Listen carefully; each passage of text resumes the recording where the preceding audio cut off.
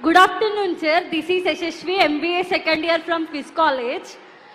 Sir, నేను మీకు ఒక క్వశ్చన్ అడగాలనుకుంటున్నాను, అలాగే ఒక విషయం గురించి చెప్పాలనుకుంటున్నాను.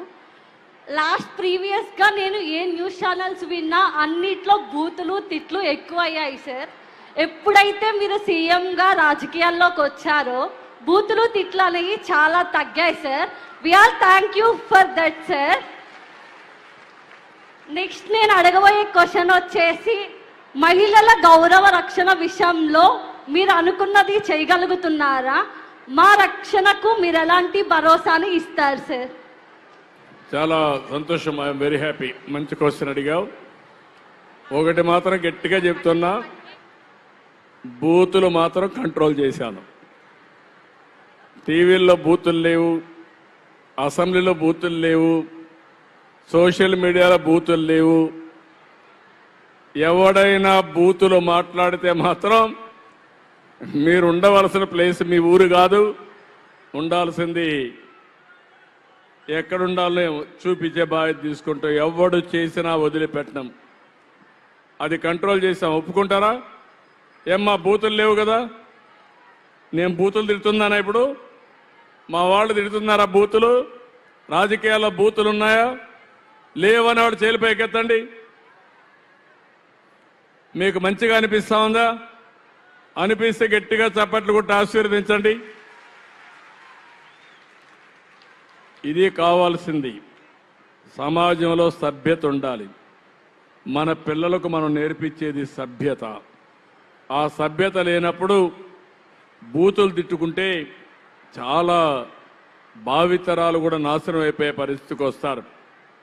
రెండో విషయం మీరు అడిగారు, ఒక విషయం ఇది కూడా చాలా ముఖ్యం మనందరికీ. ఆ విషయం ఏంటంటే ఆడబిడ్డల భద్రత. గడిచిన 5 సంవత్సరాల్లో మీకు జరిగింది ఒక్కసారి ఆలోచిస్తే, ఒక గంజాయి అనేది రాష్ట్రంలో ఒక పంట అయిపోయింది. ఎక్కడికక్కడ గంజాయి తయారు చేయడం, ఆ గంజాయిని ఎగుమతి చేయడం, వేరే ప్రాంతాలకు పంపించడం.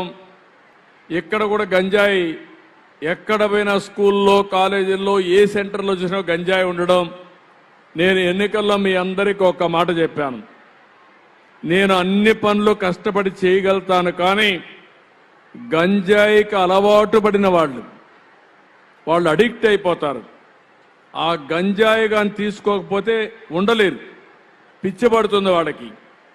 ఒక తాగుబోతుకి సాయంత్రం అయితే తాకపోతే ఉండలేడు.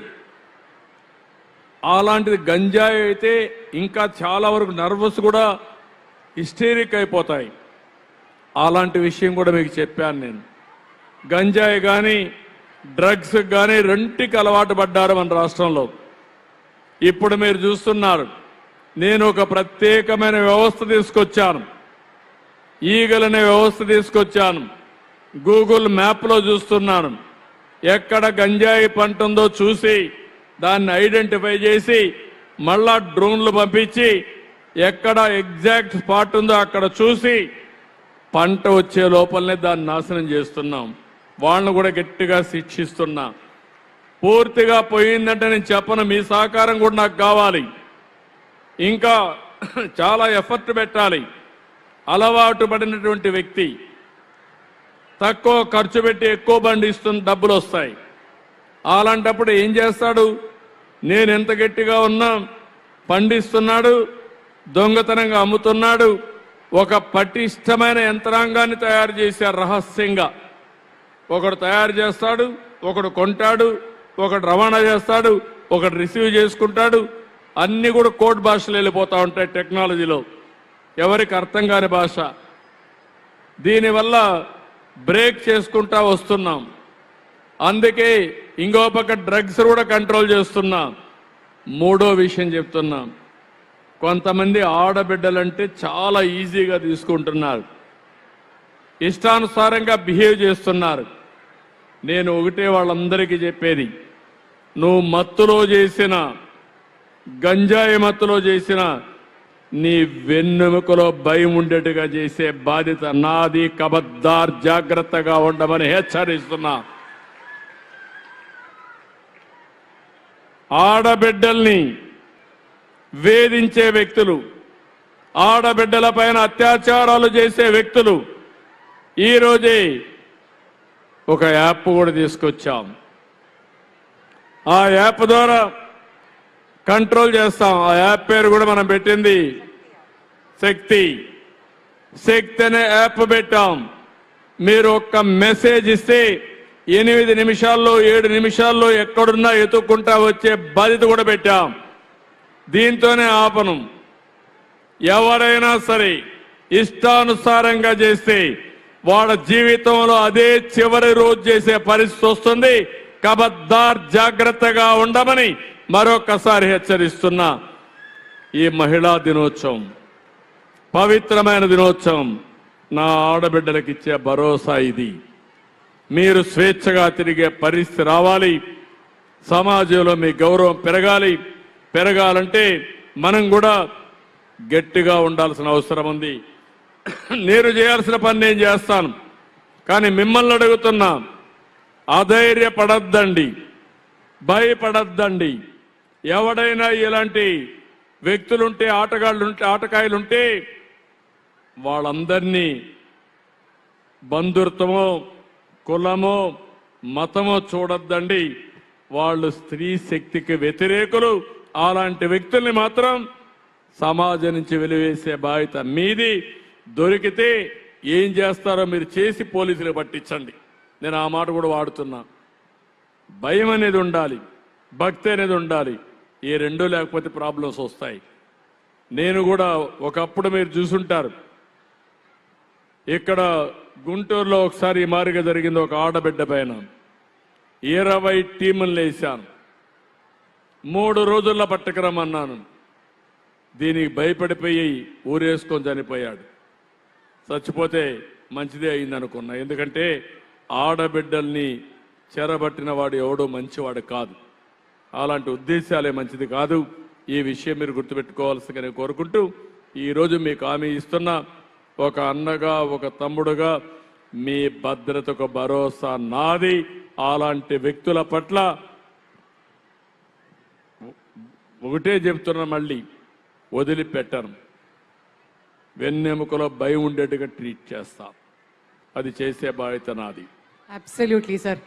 Thank you sir. Thank you very much. ఏంటి మైక్ కావాలి? ఓన్లీ వన్ వారికి ఇవ్వండి. ఆ పిల్లలకు ఒకరికి ఇవ్వండి. వారికి ఇక్కడే వారికి. ఇక్కడ వీళ్ళు వెళ్ళిపోయారా? కల్చరల్ ప్రోగ్రాంలో వెళ్ళిపోయారా? ఉన్నారా? కల్చర్ ప్రోగ్రాం వెళ్ళారు. కూర్చోవాలమ్మా, కూర్చోవాలి. SIT down. మైక్ ఇచ్చారా? మైక్ ఇవ్వండి. ఆడబిడ్డలకి ఇవ్వండి. 5-6 మందిలో ఒకరికి. గర్ల్స్. Good afternoon sir. ఎక్కడమ్మా? నువ్వు ఎక్కడమ్మా? సార్ ఇక్కడ సార్. ఎక్కడ సార్ యాప్రోన్ వేసుకోండి. నీకు ఇచ్చారమ్మా మైక్? నేను వీళ్ళకిమ్మంటే చెప్పేసి మరి చెప్పేసి మైక్ వాళ్ళకి పంపించి. Good afternoon sir. నా పేరు తరళి సార్. నేను గవర్నమెంట్ మెడికల్ కాలేజ్ ఒంగోలులో 4th ఇయర్ MBBS చదువుతున్నాను సార్. నా క్వశ్చన్ ఏంటంటే, మీరు ఒక స్టేట్ సీఎంగా ఉంటూ మీకు ఎన్నో రెస్పాన్సిబిలిటీస్ ఉంటాయి, ఎన్నో రకాల ఒత్తిళ్ళు ఉంటాయి. అయినా కానీ మీ ఫేస్లో ఎప్పుడు ప్రశాంతత అనేది ఉంటుంది. ఇంకా మీరు హెల్త్ని బాగా మెయింటైన్ చేస్తూ వస్తారు. మీ సీక్రెట్స్, మీ టిప్స్ ఈరోజు మా యూత్తో షేర్ చేయమని అడుగుతున్నాను సార్. థ్యాంక్ యూ అమ్మా. Thank you. నీకంటే యాక్టివ్గా ఉన్నానమ్మా నేను. నువ్వు స్టూడెంట్గా ఉన్నావు.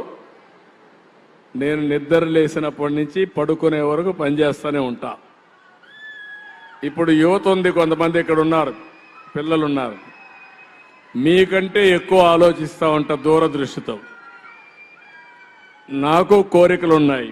ఆ కోరిక ఏంటంటే, నేను చేసే పని వల్ల తెలుగు జాతి బాగుపడాలనేది నా ప్రగాఢమైన కోరిక. ప్రతినిత్యం ప్రతి ఆలోచన అంతా. అది కూడా నా స్వార్థం. ఎందుకంటే నాకు మంచి పేరు రావాలి.